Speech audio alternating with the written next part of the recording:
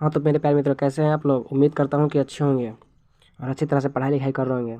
तो दोस्तों, आज हम बात कर रहे हैं क्लास 12th ऑब्जेक्टिव की, चैप्टर नंबर फर्स्ट, बातचीत की, जिनके रचयिता हैं बालकृष्ण भट्ट जी। उसकी सारी ऑब्जेक्टिव टाइप्स क्वेश्चंस हैं, उसको हम लोग देखेंगे। तो चलिए क्लास को शुरू करते हैं। तो जैसा कि आप लोग देख रहे हैं कि फर्स्ट क्वेश्चन कह रहा है कि बालकृष्ण भट्ट की रचना बातचीत क्या है। तो ललित निबंध है, ऑप्शन नंबर डी सही हो जाएगा। आप लोग देखिएगा, क्योंकि वीडियो ज़्यादा लंबा ना हो जाए, हम लोग इसीलिए थोड़ा स्पीड में हम पढ़ेंगे और इसको आपको याद कराने की कोशिश करेंगे। हम थोड़ा स्पीड में इसको लेके चलेंगे। आप लोग अपना हिसाब से इसका टाइम सेटअप कर लीजिएगा सेटिंग्स के थ्रू। चलिए देखते हैं नेक्स्ट क्वेश्चन को। पहले फर्स्ट क्वेश्चन को एक बार अच्छा से पढ़ लेते हैं। कह रहा है कि बालकृष्ण भट्ट की रचना बातचीत क्या है मित्रों। तो ललित निबंध, ऑप्शन नंबर फर्स्ट एक VVI है, याद कर लीजिए। फर्स्ट जो क्वेश्चन है वो VVI क्वेश्चन है। कह रहा है बालकृष्ण भट्ट की रचना बातचीत क्या है, तो ललित निबंध। चलिए नेक्स्ट क्वेश्चन, दूसरा नंबर क्वेश्चन की ओर बढ़ते हैं। दूसरा नंबर क्वेश्चन क्या कह रहा है। हाँ तो मेरे प्यारे मित्रों, दूसरा नंबर क्वेश्चन कह रहा है कि बालकृष्ण भट्ट किस युग के निबंधकार थे। दूसरा नंबर क्वेश्चन कह रहा है कि बालकृष्ण भट्ट जी जो थे वो किस युग के निबंधकार थे। तो भारतीय हिंदू युग के। किस युग के, भारतीय हिंदू युग के। ऑप्शन नंबर बी सही हो जाएगा, भारतीय हिंदू युग के। ठीक है, चलिए नेक्स्ट क्वेश्चन, 3 नंबर क्वेश्चन कह रहा है कि मनुष्य की बातचीत की उत्तम तरीका क्या है मित्रों। तो अवाक होकर के अपने से बातचीत करना। ऑप्शन नंबर डी सही हो जाएगा, अवाक होकर के अपने से बातचीत करना, ऑप्शन नंबर डी। ठीक है, चलिए नेक्स्ट क्वेश्चन, 4 नंबर क्वेश्चन कर रहा है कि संवाद में सबसे महत्वपूर्ण क्या है मित्रों। संवाद में सबसे महत्वपूर्ण क्या है। तो आत्मीयता। आत्मीयता संवाद में सबसे महत्वपूर्ण क्या है, आत्मीयता, यानी कि ऑप्शन नंबर सी सही हो जाएगा, आत्मीयता। संवाद में सबसे महत्वपूर्ण क्या है, आत्मीयता। चलिए नेक्स्ट क्वेश्चन, बालकृष्ण भट्ट कौन सा सामाजिक मासिक पत्रिका निकाले थे। बालकृष्ण भट्ट जी जो थे वो कौन सी मासिक पत्रिका का निकाले थे। तो हिंदी प्रदीप। हिंदी प्रदीप नामक मासिक पत्रिका निकाले थे, ऑप्शन नंबर सी से हो जाएगा, हिंदी प्रदीप नामक मासिक पत्रिका निकाले थे बालकृष्ण भट्ट जी। कौन सी मासिक पत्रिका निकाले थे दोस्तों। तो हिंदी प्रदीप। हिंदी प्रदीप नामक मासिक पत्रिका निकाले थे कौन, बालकृष्ण भट्ट जी। चलिए नेक्स्ट क्वेश्चन, बातचीत किस विद्या की रचना है। तो निबंध की। किसकी, निबंध की। ये VVI क्वेश्चन है, याद रख लीजिएगा।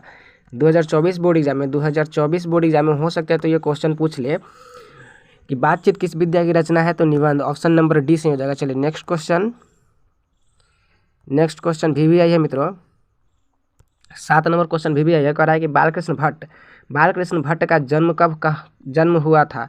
तो 23 जून 1844 को। VVI क्वेश्चन है, सॉरी VVI क्वेश्चन है, देख लीजिएगा कि बालकृष्ण भट्ट का जन्म कब हुआ था। जन्म हुआ था कब, तो 23 जून 1844 को। कब, 23 जून 1844 को, याद रखिएगा। बालकृष्ण भट्ट जी का जो जन्म है वो कब हुआ था, तो 23 जून 1844 को। ऑप्शन नंबर बी सही हो जाएगा, 23 जून 1844 को। चलिए नेक्स्ट क्वेश्चन,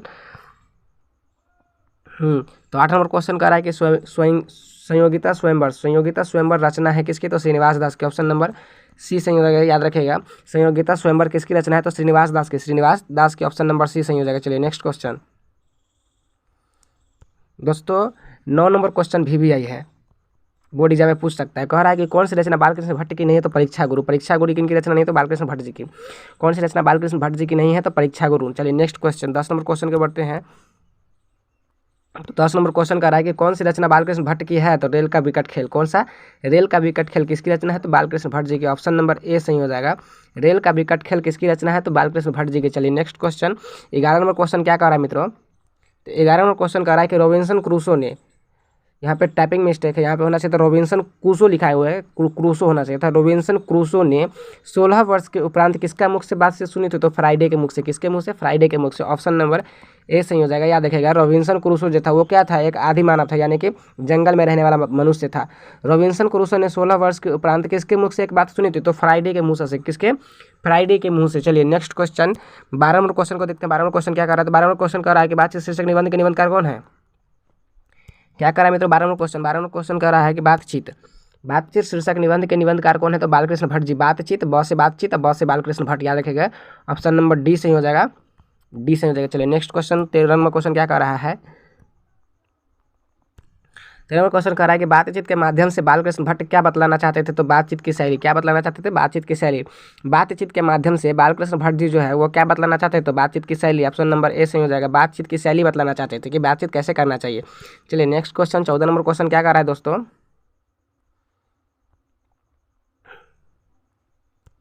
14 नंबर क्वेश्चन कर रहा है कि कौन सा उपन्यास बालकृष्ण भट्ट द्वारा रचित है तो 100 अजान एक सुजान किसकी रचना है? तो 100 अजान एक सुजान, 100 अजान एक सुजान, ठीक है, याद रखिएगा। कौन सा उपन्यास बालकृष्ण भट्ट द्वारा रचित है? तो 100 अजान एक सुजान, ऑप्शन नंबर सी सही हो जाएगा। 100 अजान एक सुजान, ऑप्शन नंबर सी सही हो जाएगा। चलिए नेक्स्ट क्वेश्चन, 15वां क्वेश्चन क्या कर रहा है मित्रों? नाटक के प्रारंभ में होने वाले मंगल पाठ को क्या कहा जाता है? तो नांदी पाठ, नांदी पाठ। नाटक के प्रारंभ में होने वाले मंगल पाठ को क्या कहा जाता है? तो नांदी पाठ, ऑप्शन नंबर बी से हो जाएगा, याद रखेगा, ऑप्शन नंबर बी से हो जाएगा, नांदी पाठ। नाटक के प्रारंभ में होने वाले मंगल पाठ को क्या कहा जाता है? तो नांदी पाठ, याद रखेगा, नांदी पाठ। चलिए नेक्स्ट क्वेश्चन दोस्तों, 16 नंबर क्वेश्चन कर रहा है कि रॉबिन्सन क्रूसो कब तक मनुष्य का मुख देखने को नहीं मिला था? रॉबिन्सन क्रूसो को कब तक मनुष्य को मुख देखने का नहीं मिला था? तो 16 वर्ष तक, 16 वर्ष तक। रॉबिन्सन क्रूसो को कब तक मनुष्य का मुख देखने को नहीं मिला था? तो 16 वर्ष तक, ऑप्शन नंबर सी से हो जाएगा, याद रखेगा, 16 वर्ष तक रॉबिन्सन क्रूसो ने किसी मनुष्य का मुख नहीं देखा था। चलिए 17वां क्वेश्चन क्या कर रहा है? 17वां क्वेश्चन कर रहा है कि बोलने से ही मनुष्य के रूप का साक्षात्कारता होता है, यह किसने कहा था? तो बेन जॉनसन ने। किसने कहा था? तो बेन जॉनसन किसने कहा था? तो बेन जॉनसन बोल रहे थे कि बोलने से ही मनुष्य की साक्षात्कारता का पहचान होता है। ये बात किसकी रचना है, कि कौन बोला था? तो बेन जॉनसन ने। किसने? बेन जॉनसन ने, ऑप्शन नंबर बी सही हो जाएगा, बेन जॉनसन बोला था। कौन? Ben Jonson. चलिए नेक्स्ट क्वेश्चन, 18वां क्वेश्चन क्या कर रहा है दोस्तों? तो 18वां क्वेश्चन कर रहा है कि असल बातचीत सिर्फ दो व्यक्तियों में ही हो सकती है, यह किसका मत है? तो एडिसन का। किसका? एडिसन का। यह असल बातचीत जो है वो सिर्फ दो व्यक्तियों के में ही हो सकती है, किसका मत है? तो एडिसन का, ऑप्शन नंबर ए सही हो जाएगा। और ये वीवीआई क्वेश्चन है, वीवीआई क्वेश्चन है, याद रखिएगा। चलिए नेक्स्ट क्वेश्चन, 18वां क्वेश्चन, सॉरी 19 नंबर क्वेश्चन क्या करा है दोस्तों? तो 19 नंबर क्वेश्चन कर रहा है कि एडिसन के अनुसार असल बातचीत कितने लोगों के बीच हो सकती है? तो दो व्यक्तियों के बीच। कितने व्यक्ति के बीच? दो व्यक्तियों के बीच। असल बातचीत जो है वो कितने व्यक्तियों के बीच हो सकती है? तो दो व्यक्तियों के बीच। चलिए नेक्स्ट क्वेश्चन, 20 नंबर क्वेश्चन क्या कर रहा है दोस्तों? तो 20 नंबर क्वेश्चन कर रहा है कि बातचीत से मन किस प्रकार का हो जाता है? तो हल्का और स्वच्छ हो जाता है। कैसा हो जाता है? हल्का और स्वच्छ, ऑप्शन नंबर सी सही हो जाएगा, हल्का और स्वच्छ। बातचीत से मन किस प्रकार का हो जाता है? तो हल्का और स्वच्छ, ऑप्शन नंबर सी सही हो जाएगा, याद रखेगा, हल्का और स्वच्छ हो जाता है। यह किसका मत है? तो एडिसन का। चलिए नेक्स्ट क्वेश्चन कह रहा है कि किसके न होने से सृष्टि गूंगी प्रतीत होती? दोस्तों तो वाक शक्ति के न होने से सृष्टि जो है गूंगी प्रतीत होती है, ऑप्शन नंबर बी सही हो जाएगा। अगर सृष्टि पर यानी कि इस पृथ्वी पर वाक शक्ति यानी कि बोलने का शक्ति हम लोगों के पास नहीं होता तो सृष्टि कैसी प्रतीत होती? गूंगी प्रतीत होती। कैसी? गूंगी। चलिए नेक्स्ट क्वेश्चन, 22 नंबर क्वेश्चन क्या कर रहा है?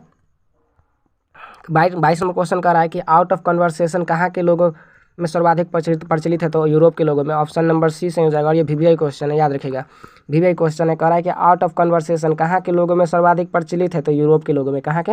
यूरोप के लोगों में। चलिए नेक्स्ट क्वेश्चन, 23 नंबर क्वेश्चन क्या कर रहा है दोस्तों? तो 23 नंबर क्वेश्चन कर रहा है कि बालकृष्ण किस काल के रचनाकार है? तो आधुनिक काल के। किस काल के? तो आधुनिक काल के, ऑप्शन नंबर डी से हो जाएगा, आधुनिक काल के। बालकृष्ण भट्ट जी जो है वो किस काल के रचनाकार है? तो आधुनिक काल के। चलिए नेक्स्ट क्वेश्चन, भट्ट जी को कह रहा है मित्रों, भट्ट जी किसको बोलते हैं? तो बालकृष्ण भट्ट जी को किसने अंग्रेजी साहित्य के एडिशन और स्टील की श्रेणी में रखा था? तो रामचंद्र शुक्ला ने। किसने? रामचंद्र शुक्ल ने ही किसको? बालकृष्ण भट्ट जी को एडिशन और स्टील की श्रेणी में रखा था, एडिशन और स्टील की श्रेणी में रखा था। ऑप्शन नंबर सी से ही हो जाएगा, ऑप्शन नंबर सी से हो जाएगा। चलिए next question, 25 number and last question क्या कह रहा है? 25 नंबर लास्ट क्वेश्चन मित्रों, लास्ट क्वेश्चन है, कह रहा है कि बालकृष्ण भट्ट किस निवास स्थान कौन सा है? बालकृष्ण भट्ट जी का निवास स्थान यानी कि बालकृष्ण भट्ट जी कहाँ रहते थे, उनका जन्म कहाँ हुआ था? तो दोनों ही सही हो जाएगा। इलाहाबाद उत्तर प्रदेश, ऑप्शन नंबर, जिसका अभी इलाहाबाद का नाम क्या रख दिया गया? प्रयागराज। ठीक है, याद रखिएगा, प्रयागराज अगर ऑप्शन में रहे तो प्रयागराज मार दीजिएगा। तो क्या कह रहा है कि 25 नंबर क्वेश्चन कर रहा है कि बालकृष्ण भट्ट का निवास स्थान कौन सा है? तो इलाहाबाद उत्तर प्रदेश। ठीक है, तो यहीं पे इस क्लास को समाप्त करते हैं। मिलते हैं नेक्स्ट वीडियो में। और उससे पहले यदि अगर आप हमारे चैनल पर नए हैं तो चैनल को सब्सक्राइब कर दीजिए, वीडियो को लाइक कर दीजिए ताकि आने वाले सभी वीडियो का नोटिफिकेशन सबसे पहले आपको मिले। ठीक है मित्रों, तो मिलते हैं नेक्स्ट क्लास में, तब तक के लिए जय हिंद, जय भारत।